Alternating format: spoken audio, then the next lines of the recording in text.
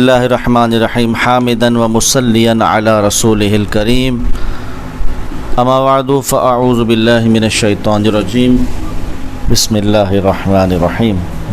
احکام نکاح و طلاق کورس کا آج دوسرا لیکچر ہے اور آج ہم جس موضوع پر بات کریں گے اس میں سب سے پہلے نمبر پر ہے نکاح کی تعریف، نکاح کا مفہوم، اور دوسرے نمبر پر ہے نکاح کس پر فرض، کس پر واجب اور کس کے لیے سنت ہے اور کس کے لیے نکاح کرنا مکروہ اور حرام ہے۔ تو آئیے سب سے پہلے ہم نکاح کی تعریف سنتے ہیں کہ نکاح کسے کہتے ہیں۔ نکاح کا جو معنی ہے، مفہوم ہے، لغوی اعتبار سے نکاح کہتے ہیں دم یعنی ملنے کو۔ چونکہ نکاح کی وجہ سے دو شخص یعنی خاوند اور بیوی، میاں بیوی زندگی مل کر گزارتے ہیں اور اس لیے اسے نکاح کہتے ہیں۔ تو صرف میاں بیوی ہی زندگی مل کر نہیں گزارتے بلکہ نکاح سے عورت اور مرد کے یہ خاندان ہے آپس میں وہ بھی مل جاتے ہیں، بلکہ بسا اوقات اگر لڑکا ایک ملک کا ہے اور لڑکی کا تعلق کسی اور ملک سے ہے تو وہ دو ملک بھی آپس میں مل جاتے ہیں۔ تو یوں نکاح ملنے کے معنی میں استعمال ہوتا ہے، اور اس عقد کو جو مرد اور عورت کے درمیان میں ہو نکاح اس لیے کہتے ہیں کہ اس سے بھی دونوں مل جاتے ہیں۔ اور شریعت کی اصطلاح میں شریعت نکاح کسے کہتی ہے؟ تو شریعت میں یہ لفظ مشترک ہے، یعنی دو معنی میں استعمال ہوتا ہے، صحبت میں بھی، حق زوجیت میں بھی، اور عقد نکاح میں بھی، یعنی جو نکاح کے لیے ایجاب اور قبول کی جو صورت ہوتی ہے اس عقد کو بھی نکاح کہا جاتا ہے۔ تو نکاح کی شرعی تعریف بیان کر رہا تھا، وہ یہ ہے کہ نکاح اس عقد کو کہتے ہیں جو اس لیے مقرر کیا گیا کہ مرد کو عورت سے جماع وغیرہ حلال ہو جائے۔ اور یہ بات ہم کر چکے ہیں کہ نکاح ہی ایک ایسی صورت ہے کہ جس کے ذریعے اللہ تبارک و تعالیٰ نے انسان کی جو فطری خواہشات رکھی ہیں اس کی تکمیل کر سکتا ہے۔ اگر نکاح سے ہٹ کر کوئی راستہ ڈھونڈتا ہے تو وہ شریعت میں جائز نہیں ہے۔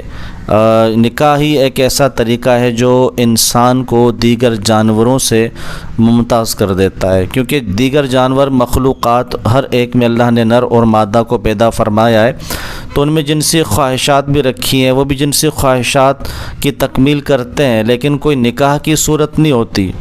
لیکن انسان اشرف المخلوقات ہے، تو اللہ تبارک و تعالیٰ نے اسے جو طریقہ کار دیا ہے خواہشات کی تکمیل کا وہ بھی اشرف اور اعلیٰ ہے، وہ نکاح ہے۔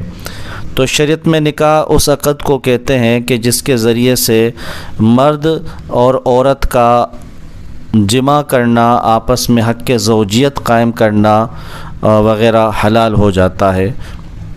تو یوں آپس میں دونوں مل جاتے ہیں اس صورت میں بھی، اس لیے اسے نکاح کہا جاتا ہے۔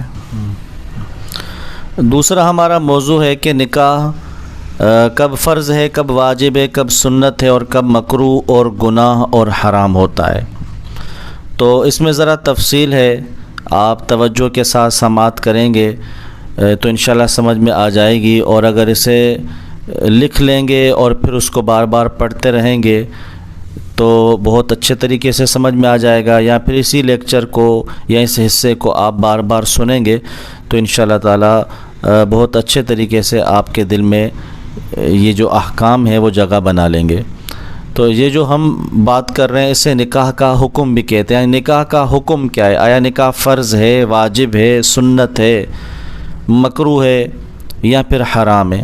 تو دیکھیں ہر ایک شخص کے اعتبار سے اس کا حکم الگ ہے۔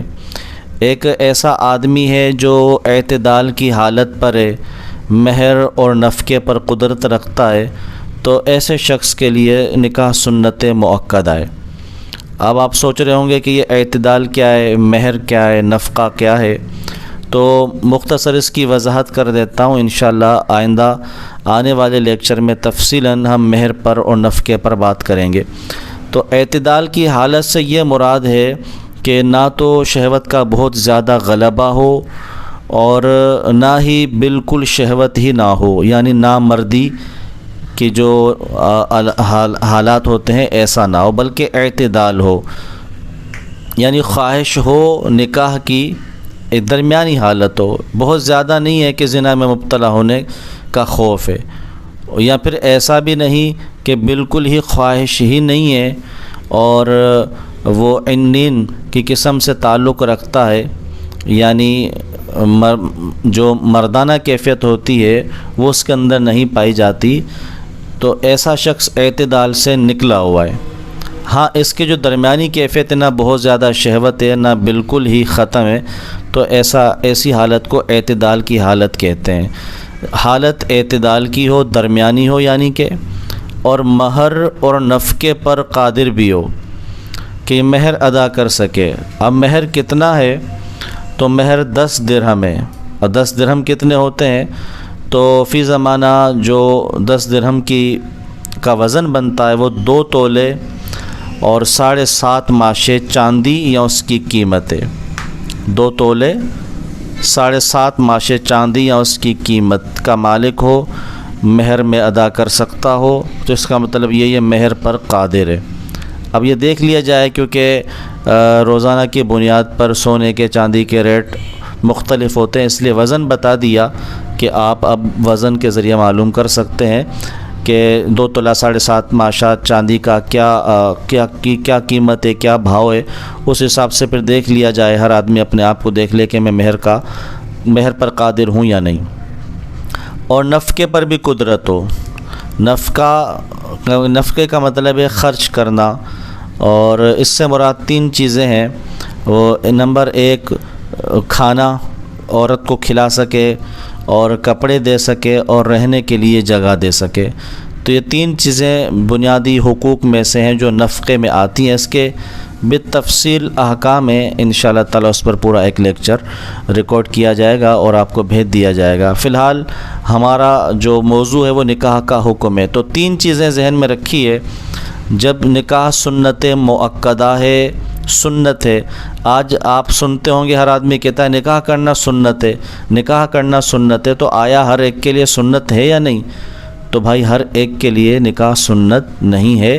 نکاح اس کے لیے سنت مؤکدہ ہے جو اپنے خواہشات میں، شہوت میں اعتدال کی حالت پر ہو، مہر اور نفقے پر قادر بھی ہو، کھلا پلا سکتا ہو، عورت کو رکھ سکتا ہو، تو ایسے کے لیے سنت مؤکدہ ہے۔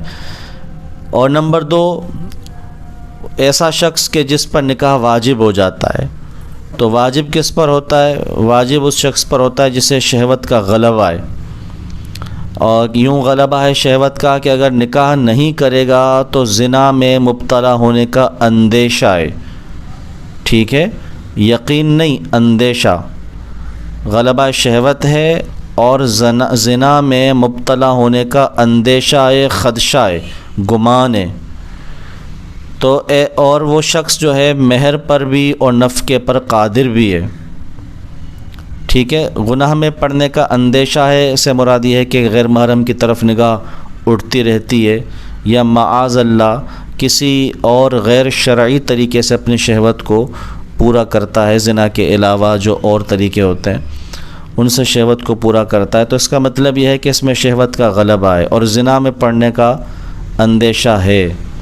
اور اس کی مالی حالت دیکھیں تو مہر پر بھی قادر ہے اور نفقے پر بھی قادر ہے، تو ایسے شخص پر واجب ہے کہ وہ نکاح کر لے۔ تیسرا ہے فرض، نکاح کرنا فرض ہے۔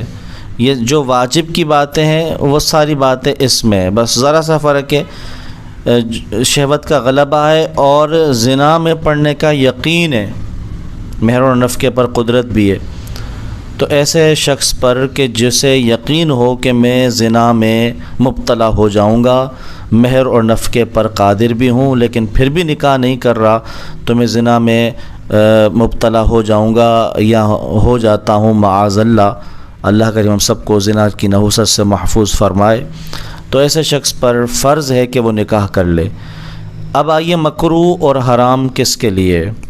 تو جو شخص نان و نفقہ نہ دے سکتا ہو، یعنی اس کو اندیشہ ہو کہ میں نان و نفقہ نہیں دے سکوں گا، دیگر ضروریات پوری نہیں کر سکوں گا، تو ایسے شخص کے لیے نکاح کرنا مکروہ ہے۔